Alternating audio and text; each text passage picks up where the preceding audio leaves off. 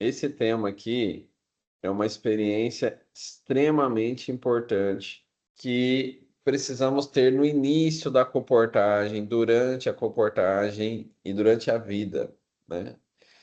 E a União Norte Brasileira, na pessoa do pastor André, trouxe esse tema que nós precisamos ser fortes na palavra. E esse é o nosso propósito, iluminar as pessoas, né? E como que nós vamos iluminar as pessoas? Eu quero que você use mais a Bíblia na tua vida 24 horas, entende? Use mais a Bíblia. A Bíblia é a luz, né? Nós somos enviados para pregar a luz. Os nossos materiais são baseados na Bíblia. Tudo tem a ver com a Bíblia. Nós precisamos ser fortes na palavra. Então, as trevas que cobrem o mundo, elas vão sumir na presença da palavra de Deus.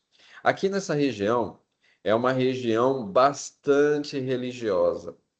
O Pará, né? Aqui as ilhas, o Amapá. A Missão Pará-Amapá, o público são pessoas que acreditam na Bíblia. Você tem certeza disso? Pode ter certeza que eu estou falando.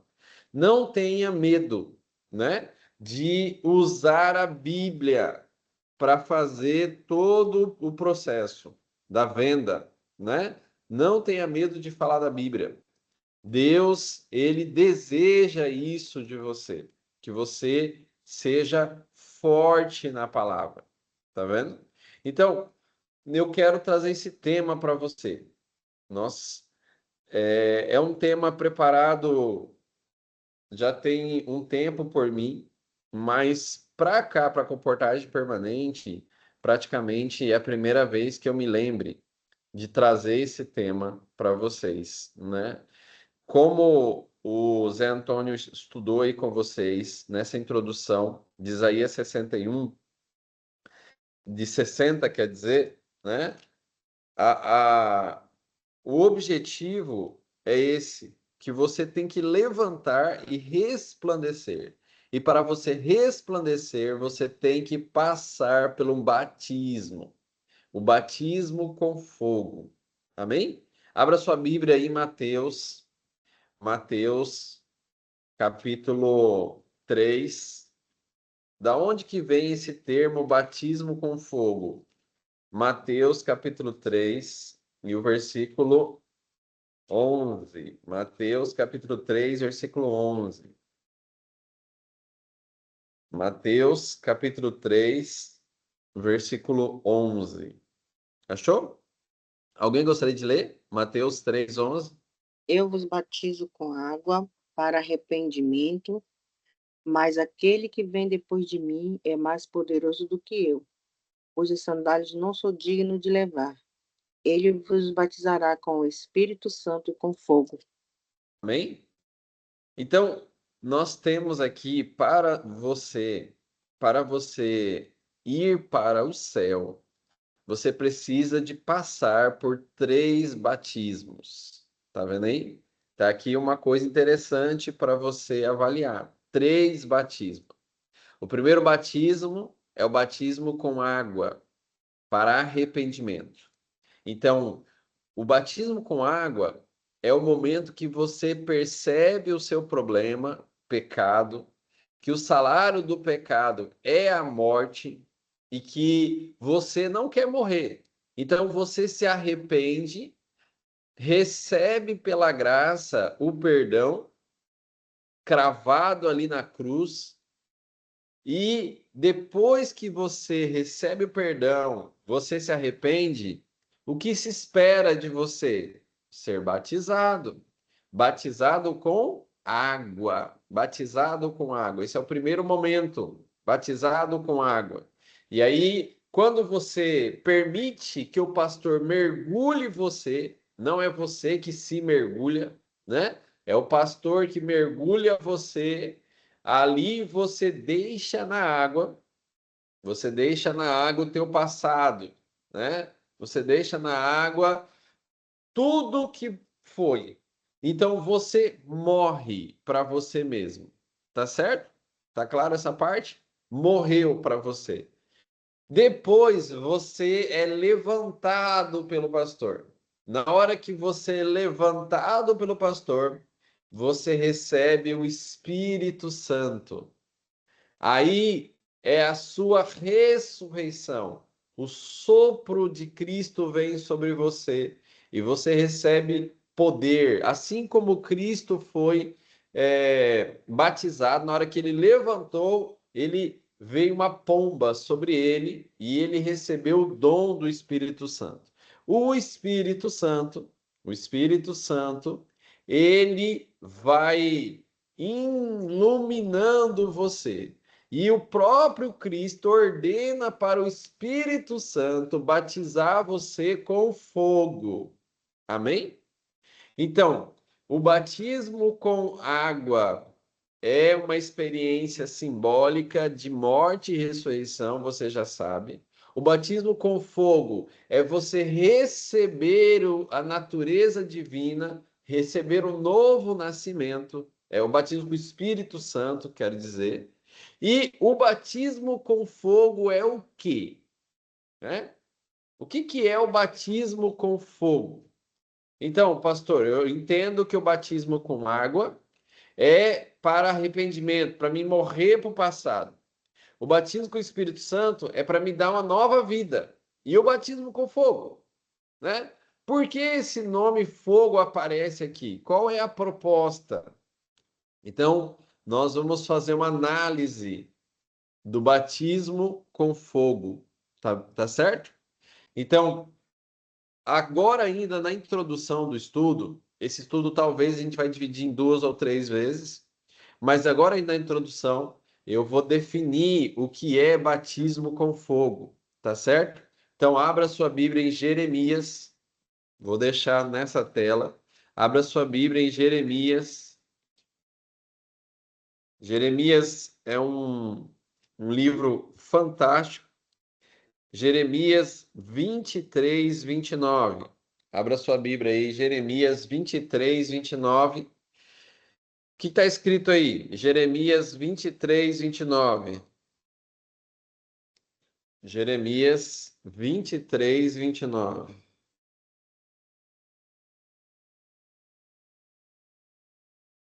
Não é a minha palavra fogo, diz o Senhor, e martelo de que esmiuça a penha? Amém? Então, o que Deus está falando aí? Ele está dizendo, olha, a minha palavra é fogo. Então, o batismo com fogo é você ser absorvido, né, pela palavra de Deus. Então, olha que interessante esse estudo aqui sobre a Bíblia, né? A igreja fez um estudo sobre as tendências globais na leitura da Bíblia e práticas devocionais. E isso aqui é algo inacreditável, né? Perguntaram na pesquisa, você faz devoção pessoal? Membros, pesquisa realizada em 2017-18. Você faz devoção pessoal? 52% dos membros faz uma devoção diária ou frequentemente. Tá vendo? 34% faz uma vez por semana ou outra, né? E o restante não faz nenhuma vez na semana. Devoção pessoal. A outra pesquisa é o seguinte: os membros e as práticas de leitura da Bíblia.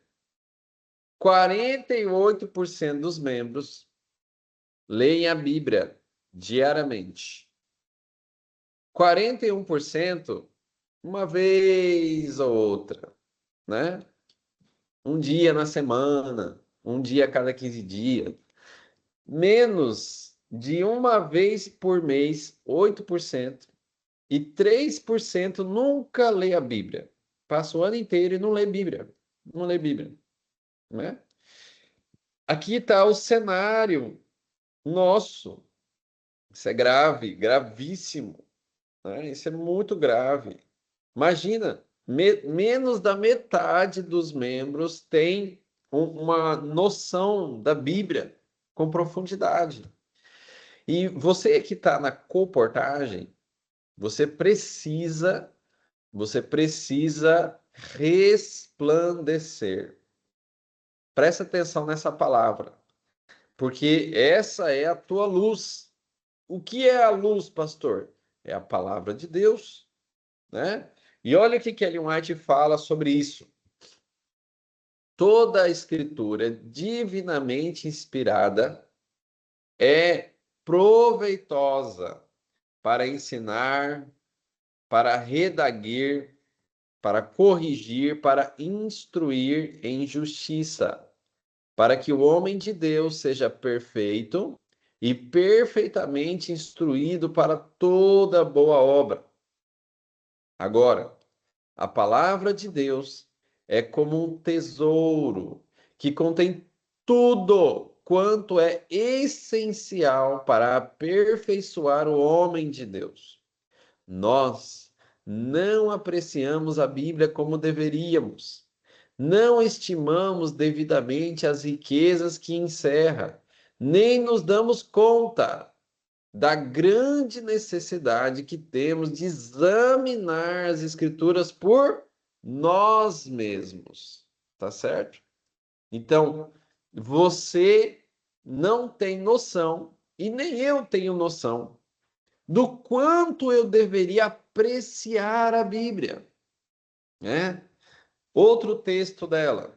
Os homens negligenciam o estudo da palavra de Deus para ir após interesses mundanos e entregar-se aos prazeres da época.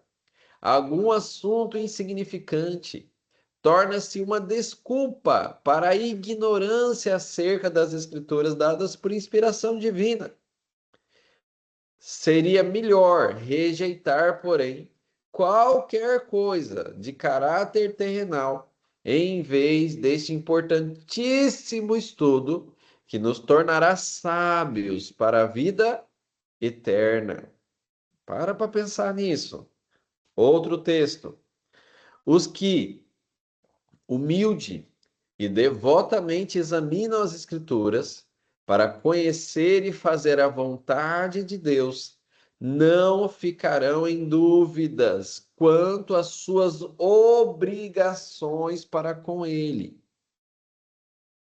Há uma pausa aqui. Você tem uma obrigação para com Deus. Você está cumprindo a sua obrigação para com Deus? Você está cumprindo o seu compromisso para com Ele? Se você não está conseguindo cumprir a sua obrigação, o seu compromisso, é porque você está estudando pouco a Bíblia. Porque você não está conseguindo, tem dúvida, né? Texto. Porque se alguém quiser fazer a vontade dele pela mesma doutrina, conhecerá se ela é de Deus ou se eu falo de mim mesmo. João 7,17. Se, diz ela, quereis conhecer o mistério da piedade, deveis seguir a singela palavra da verdade, quer haja ou não sentimentos ou emoções. A obediência restada deve provir de um sentimento de princípios e deve-se seguir o que é correto em quaisquer circunstâncias. Como que você vai ter um sentimento de princípio quando você tem o princípio bíblico na mente, né? E isso é grave. Nós temos dificuldades com isso. Outro texto. A Bíblia é a única regra de fé e doutrina. Presta atenção. E não há nada mais apropriado para vigorizar a mente e fortalecer o intelecto do que o estudo da palavra de Deus. Não há outro livro que seja tão poderoso para elevar os pensamentos e dar vigor às faculdades, como as vastas e enobrecedoras verdades da Bíblia. Se a palavra de Deus fosse estudada como deveria ser, os homens teriam uma grandeza de entendimento, uma nobreza de caráter e uma firmeza de propósito que raramente se vê nesses tempos. Quero dar algumas explicações desse texto aqui, nesse momento, né? Presta atenção. A Bíblia, lá em cima, a Bíblia é a única regra de fé e doutrina. O que é uma regra de fé? O que é uma regra de fé? O que você acha? Alguém gostaria de participar? O que é uma regra de fé para você? Uma regra de fé ou regra de. Regra de fé, tá bom. O que é uma regra de fé? Uma regra de fé é uma regra de conduta. Uma regra de conduta para eu acho, né? E também Ótimo. um conjunto de ações, né, que vão te levar, que a gente está falando de Bíblia, né? E não de religião, mas de coisas espirituais. Então, é uma regra que você deve cumprir para que realmente você tenha o seu objetivo, né? E essa regra é estudar a palavra de Deus, orar, né? Ter uma vida no espírito mesmo. Buscar, na verdade, uma vida no espírito. Ótimo. Tá perfeito. Vamos continuar a nossa jornada. Fé.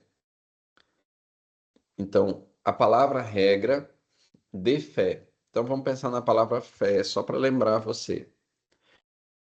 Tudo aquilo que você acredita te controla. Por isso que a irmã falou que tem a ver com comportamento e tal, né?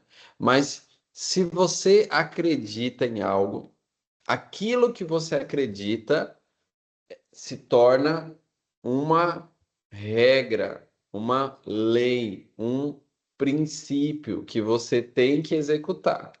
E aí você acaba sendo obrigado a seguir aquilo que você acredita. Então, há pessoas que acreditam que conseguem fazer algo e elas fazem. Há pessoas que acreditam que não conseguem fazer algo e elas não fazem. Então, há pessoas que se olham no espelho e se sente inferior, acredita que é inferior, coloca essa crença de ser inferior como uma regra de fé. E como que é o comportamento dela? Ela vai ficar isolada, fechada. Há pessoas que acreditam que o dia ele tem que fazer algumas coisas como prioridade. E aí o compromisso dele está estabelecido na regra de fé dele. Não, ó, hoje eu tenho que fazer isso, eu tenho que fazer aquilo, eu tenho que fazer aquilo, tenho que fazer aquilo, tenho que fazer aquilo. E é essa regra de fé é aquele do dia a dia dele. Na hora de você comer, na hora de você sentar para comer, qual é a tua regra de crença naquilo que você tem que comer? Você acredita? Qual é a tua crença daquilo que você tem que vestir? Qual é a tua crença daquilo que você tem que fazer em 24 horas? Qual é as tuas crenças? Então, tudo aquilo que você acredita te controla. Em outras palavras, em Provérbios diz: assim como ele imagina na sua alma, assim ele é. Entende? Então, uma regra de fé é um fundamento que você crê sólido que vai dar base para todas as suas atitudes. Entendeu? Ou seja, todas as suas atividades em 24 horas, em 7 dias, em 30 dias, elas são baseadas na sua regra de fé. Agora, Ellen White está dizendo o seguinte: você não tem regra de fé pessoal. Você não tem um padrão de crença teu. Somente a Bíblia é a única regra de fé e doutrina. Entende o que eu estou falando? Você está entendendo? Então, eu vou dar um exemplo para você. Aqui eu escrevi um voto à Bíblia. Amém? Isso aqui é um sistema de regra de fé.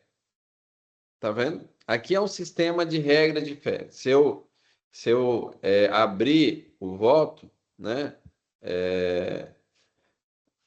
Se eu colocar aqui a, a tela toda, dá para a gente ir aí avançando devagarzinho. Então, olha que interessante. Nosso voto à Bíblia. Essa é a minha Bíblia. Eu sou o que ela diz que eu sou. Aqui é uma regra. Quem é você? Quem é você? É a partir daquilo que está escrito na Bíblia e não daquilo que você acha que é. Outra coisa, eu penso o que ela diz que devo pensar. Então, aqui está outra regra de fé. O que você pensa de você mesmo? Eu sinto o que ela diz que eu devo sentir. O que você sente de você mesmo? Eu faço o que ela diz que eu devo fazer. Então, o que você faz está baseado no quê? Isso são regras. As regras de crença, regras de fé. E o restante do voto é as definições bíblicas para essa primeira parte aqui. Quem eu sou? Eu sou filho de Deus, sou a luz desse mundo. Eu penso o que Deus pensa. O que Deus pensa? Eu penso no amor divino a ser dado às pessoas. Eu sinto o que Deus sente. Eu sou a alegria e a paz ao meu próximo. Eu faço o que Deus faz. Eu sou a libertação do oprimido, que é o que Deus faz. Essa é a minha Bíblia. Olha aqui as regras de fé. Minha vida e vontade. Meu tesouro e prazer. Minha luz e visão. Essa é a minha Bíblia. Sou a palavra de Deus viva para o mundo. Estudo ela para. Qual é o meu propósito ao estudar a Bíblia? Para ensinar aos outros sobre Jesus Cristo. Então, essa é a minha Bíblia. Minha união com Jesus Cristo, meu relacionamento com Deus. Essa é a minha Bíblia. Então, o voto à Bíblia, desse jeito aí, foi eu que escrevi. Escrevi esse voto. E eu gostaria que a pessoa decorasse o voto, o princípio do voto. Então, o que é uma regra de fé? Uma regra é o que eu sou, o que eu penso, o que eu sinto e o que eu faço. Essas são os 4 pilares que estabelece regras, princípios para a vida. Entendeu isso? Entendeu o que eu quero dizer? Quando Ellen White diz, olha, a Bíblia é a única regra de fé e doutrina, né? Então, com essa regra bíblica na cabeça, você tem vários benefícios. Vigorizar a mente, fortalecer o intelecto, tá vendo? Elevar os pensamentos, dar vigor às faculdades, entendeu? Olha os benefícios que traz. Traz grandeza de entendimento, nobreza de caráter, firmeza de propósito. Vocês estão vendo as vantagens que alguém tem quando ela tem a guia da Bíblia, a Bíblia como uma regra de fé, entendeu? Esse aqui é o meu principal apelo. Nós precisamos meditar nessa parte. A Bíblia como regra de fé. Então, o teu propósito, você vai se manter firme nesse propósito, na comportagem, na sua vida, se você ter a Bíblia como regra de fé. O seu caráter vai ser nobre se você estiver a Bíblia como regra de fé. Você vai ter uma grandeza de entendimento. Pastor, me dá um exemplo aí de grandeza de entendimento. Só para mim ficar com vontade de pesquisar sobre isso. Porque aqui é um estímulo ao exame da Escritura para um propósito. Entendeu o que eu quero dizer? Então, você usar a Bíblia como ferramenta de comportamento diário. Então, lá em Hebreus, vou dar um exemplo aqui de grandeza de entendimento, para você entender. Abre aí a sua Bíblia em Hebreus. Hebreus, capítulo 4, versículo 12, se eu não me engano. Hebreus 4, 12. É isso mesmo. Que diz aí em Hebreus 4, 12? Alguém lê aí para nós.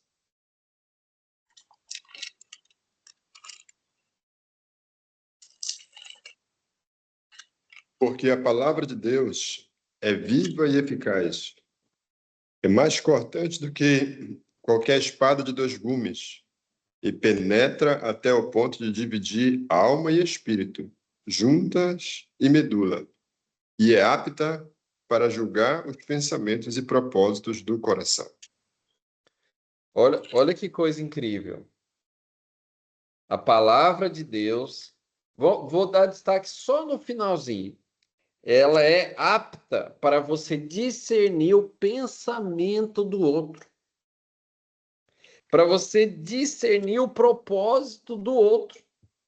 Então, você imagina que você tenha uma grandeza de entendimento assim, e que você, ao visitar as pessoas, você olha para a pessoa e Deus revele para você, através de um princípio bíblico, o que a pessoa tem no coração dela, para você ser cirúrgico, né? Para você falar exatamente aquilo que ela está precisando naquela hora, para ela se render ao Espírito Santo e aceitar o seu direcionamento, para que ela compre o livro. Entendeu? Quem entendeu o que eu estou falando aí? Fala, eu entendi ou não entendi. Fala aí. Eu entendi. Eu entendi.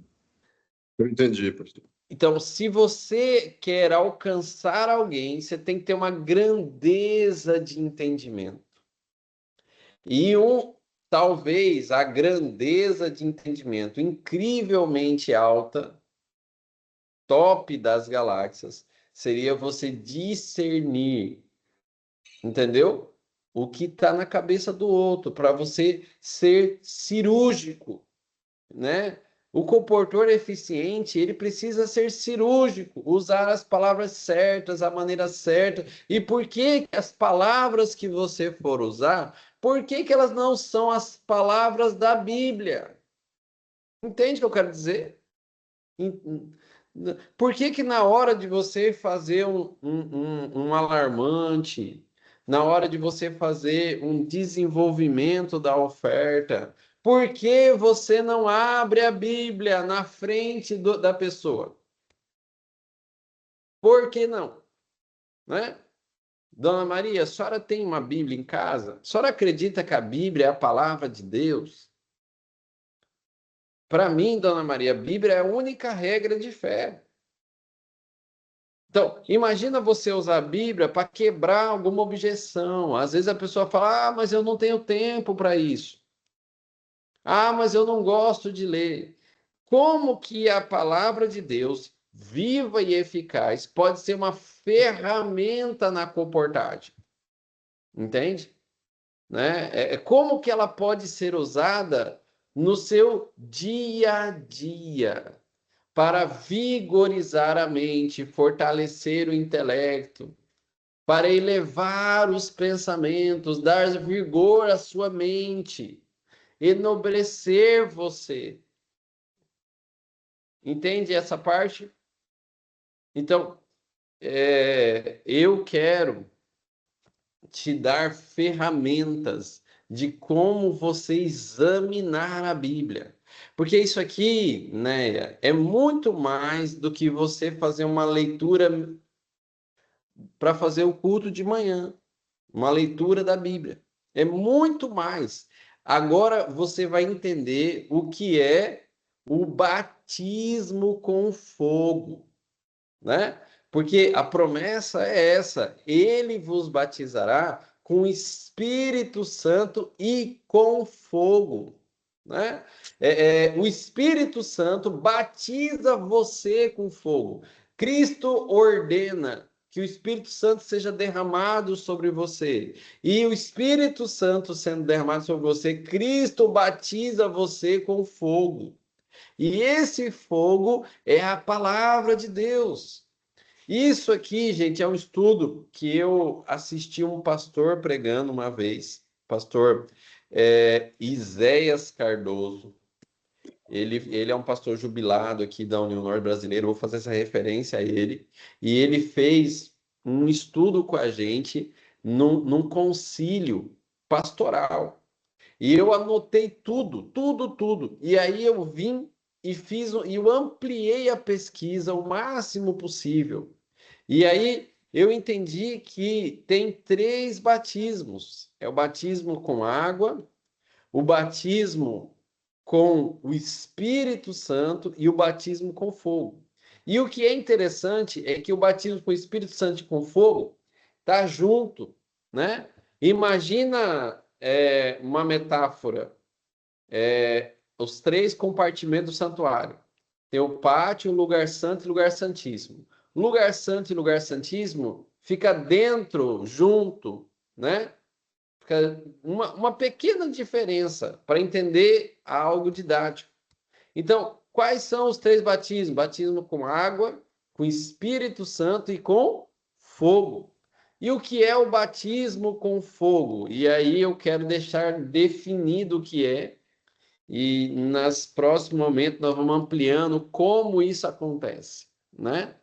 Mas o batismo com fogo é uma vida resplandecente, como nós vimos em Isaías, que você tem que resplandecer, né? A palavra batismo, baptizo, significa imersão. O que é uma imersão, pastor? Imersão é quando você está 100% submerso.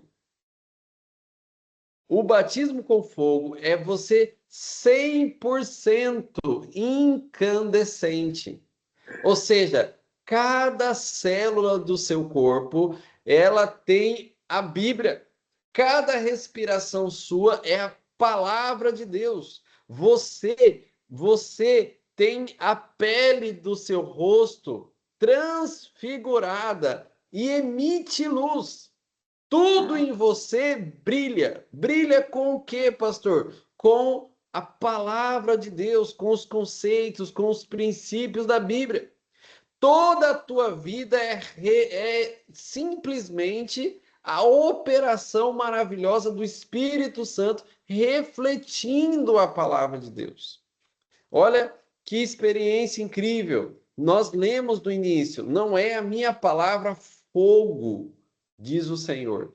Então, o fogo, essa chama, é a Bíblia. E você tem que absorver a Bíblia. Olha que incrível. Lâmpada para os meus pés é a tua palavra, luz para o meu caminho. Então, a Bíblia, ela é a lâmpada, ela é a luz. Quando o salmista falou sobre lâmpada, ele não estava pensando na lâmpada que nós temos hoje. Ele estava pensando numa tocha. É essa tocha aí. E ele não estava dizendo que a Bíblia ela é uma tocha que está iluminando o seu caminho. Ela não está dizendo isso. O salmista, Davi, está querendo dizer outra coisa. Ele está querendo dizer que a Bíblia, ela está em você, e você, brilhando, emite luz. E assim você segue o seu caminho. Qual é o caminho da tocha? É o propósito da tocha. Qual é o propósito do fogo, da tocha? Iluminar. É o propósito da candeia. Para que serve uma lâmpada? Para iluminar. Então, ela tem um propósito. Qual é o propósito? Iluminar. Olha como amplia a visão. Vou seguir aqui a metáfora ainda. Fica aqui mais um pouquinho. Existe a candeia e existe a lanterna, né? Olha que interessante. A lanterna, ela tem um foco e ela ilumina só uma parte específica, diferente da candeia com fogo. Porque a candeia, ela ilumina 360 graus. Então, tem pessoas que vai até a Bíblia e usa a Bíblia como uma lanterna. E tem pessoas que vai até a Bíblia e usa a Bíblia como uma candeia. Ou seja, gente que usa a Bíblia como uma candeia, a Bíblia ilumina todas as áreas da vida. Aliás, essa pessoa é a própria luz. Se você vai à Bíblia como uma candeia, você foca apenas em pedaços da Bíblia e foca para que pedaços da Bíblia influenciem pedaços da sua vida, partes da sua vida. Uma parte da sua vida fica escura e a outra parte fica clara da Bíblia. Isso aí é a pessoa que usa a Bíblia como lanterna. Quem usa a Bíblia como uma candeia, a Bíblia cuida 100%. A Bíblia toma todas as decisões da pessoa. A Bíblia é a regra de fé, modo candeia. Entenderam isso? Então, olha que interessante. Cristo diz assim, ó, vós sois a luz do mundo. Não se pode esconder a cidade edificada sobre o monte, nem se acende uma candeia para colocá-la debaixo do alqueire, mas no velador, e alumia a todos os que se encontram na casa. Assim, brilhe também a vossa luz diante dos homens, para que vejam as vossas o quê? Boas obras e glorifique o vosso Pai que está nos céus. Então, mês de maio, Deus deseja que você brilhe muito mais que você já brilhou até hoje. Que as pessoas ficam chocadas com a luz da sua presença. Ao abrir a boca, saia apenas as palavras de Deus.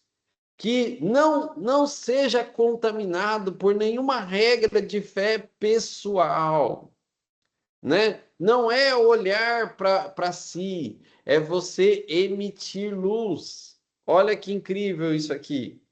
Olha essa imagem. Olha que imagem fantástica. Quando você olha essa imagem, onde se concentra o seu olho? Onde você olha? Onde que está ali, assim, a sua maior atenção nessa imagem?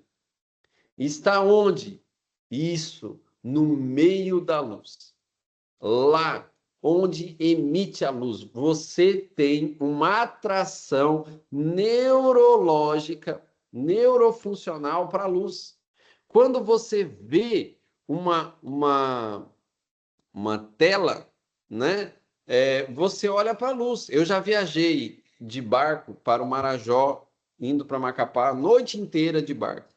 E quando eu estava lá, eu subia lá em cima e lá pela meia-noite, 1 hora da manhã, sei lá, eu olhava e eu via tudo escuro. Uma coisa me chamava a atenção, um ponto de luz lá longe. Ou seja, os meus olhos são treinados para identificar a luz. Eu estava lendo essa semana Eclesiastes, estava lendo Eclesiastes essa semana, e Eclesiastes diz assim: bom é ver a luz. Não sei se você quer saber o texto específico, pode abrir a sua Bíblia aí, Eclesiastes, né? Eclesiastes, no finalzinho ali de Eclesiastes, ele fala sobre isso, que é bom ver a luz. Eu estava lendo essa semana. Doce é a luz e agradável aos olhos ver o sol. Eclesiastes 11, verso 7. Eclesiastes 11, verso 7. Então, a luz é agradável, é doce. Se as pessoas olhar para você, comportora, e elas ver a luz em você, elas vão ter uma sensação doce e agradável. Elas vão querer brilhar como você. E você vai dizer assim: eu vim iluminar a sua vida, esse é o meu propósito. Eu fui chamado para iluminar. Esse é o slogan da Missão Amapá. Iluminar é a minha vocação. E eu quero que você brilhe, porque quando vem uma luz, uma tocha, uma vela, e ela toca uma outra vela, a outra vela acende. E eu vim tocar você, eu vim acender você. Levanta, resplandece. Eu cheguei aqui para dizer que hoje veio a tua luz e a glória do Senhor nasce sobre ti. Você imagina você fazer uma introdução dessa? Fala para mim. Imagina você fazer uma abordagem dessa. Imagina que o mês inteiro de maio você use a palavra luz, resplandecer. Olha que incrível isso aqui. Pastor, então o que é ser batizado com fogo? Número 1, você ser a tocha. Você ser a tocha. Número 2, você ser resplandecente. Número 3, você ser transfigurado. Então, para você ser batizado com fogo, você tem que ser o centro da luz. Aqui, ó, você tem que estar, você é o centro da luz. Pastor, eu já entendi a metáfora, o exemplo. Então, a lâmpada, ela é exatamente isso. Isso aqui é uma lâmpada daquela época, aqui na lateral aqui, preste atenção. E aí tinha uma vasilha, aí embaixo, aqui dentro da vasilha, tinha o azeite, tá certo? Que era ali o combustível. Aí tinha um, um pedaço de algodão, um pedaço de algodão, e em cima do algodão era colocado fogo, e o fogo sugava. Pastor, já entendi tudo. Assim que tem que ser a minha vida exato. Você é a tocha. Deixa o Espírito Santo nos teus pés para que, quero dizer o seguinte, para que ele preencha você de baixo para cima, cima para baixo. E se você está cheio do Espírito Santo, o seu corpo vai queimar, mas não vai se dissolver, igual o algodão. E as palavras que saírem da sua boca vai iluminar as pessoas. Tem metáfora mais profunda do que isso? Então, o fogo que vai queimar em você é a palavra de Deus. E quando o fogo da palavra de Deus estiver aceso, queimando você, você brilha. Isso é a tocha. Isso é a tocha. E aí vem a pergunta: como ser batizado com fogo? Como ser batizado com fogo? Eu estou encerrando aqui essa primeira aula, tá bom? Mas eu vou deixar o sumário das próximas aulas que nós teremos. Você precisa ter um estudo contínuo e profundo da Bíblia, de forma intencional. Então, agora essa aqui é uma pesquisa pessoal, né? É uma pesquisa que eu percebi que eu fiz a partir de um exame de como viver a palavra. Amém? Porque aqui está, você tem que ser forte na palavra, vivendo a palavra, estudando a palavra, vivendo a palavra, ensinando a palavra. Então, como que eu faço isso? Primeiro, você tem que ter visão. Segundo, você tem que ter meditação. Terceiro, você tem que ter exame. Isso, gente, não é primeiro um, primeiro dois, depois três. Não é uma sequência em que, como se você tivesse subindo uma escada. Não é. Batismo com fogo não é isso. É uma engrenagem. Tá vendo? Aqui do lado é uma engrenagem onde uma coisa puxa a outra. Então você tem que ter visão, meditação, exame, visão, meditação, exame, visão, meditação, exame. 24 horas por dia tem que girar essa engrenagem para que você brilhe. Ou seja, tudo na sua vida precisa disso. Tudo. Pastor, me dá só o spoiler do que é cada um, né? Então, vou dar o spoiler, não vou passar para o próximo slide, eu vou explicar o que é cada um, mas eu vou dar só spoiler hoje. O que é uma visão? Uma visão é o texto da lâmpada. Lâmpada para os meus pés é a tua palavra, luz para o meu caminho. Ou seja, todas as decisões da minha vida, 24 horas por dia, eu preciso ver o princípio bíblico para guiar os meus passos. Então, da hora que eu acordo de manhã até a hora que eu vou dormir, todas as minhas atividades, o que eu pensei, senti no coração, fiz e falei, tudo tem que ser uma emissão de luz da palavra de Deus. Tudo, tudo. Número 2, meditação. Jeremias 15:16 diz assim: achadas as suas palavras, logo as comi. E as tuas palavras foram gozo e alegria para o meu coração, pois pelo teu nome sou chamado. Então, meditar é você comer, colocar para dentro, né? Você vai meditar. Depois nós vamos ter uma aula sobre meditação. Não perca. Depois nós temos o exame.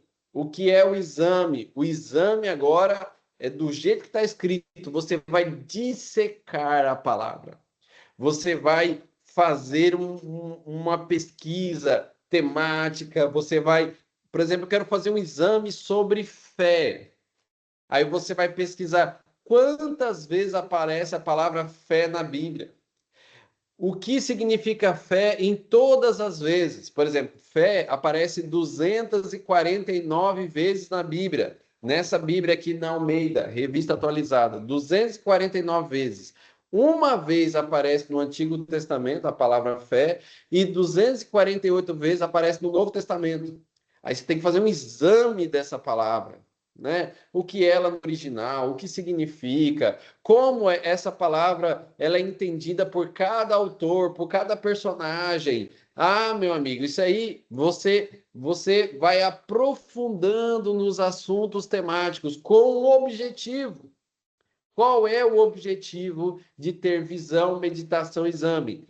Brilhar. E qual é o objetivo? Qual é o propósito de brilhar, pastor? O propósito brilhar é o quê? Emitir luz. Emitir luz. Fazer com que os outros recebam aquilo que você está vivendo. Aqui está a grande diferença.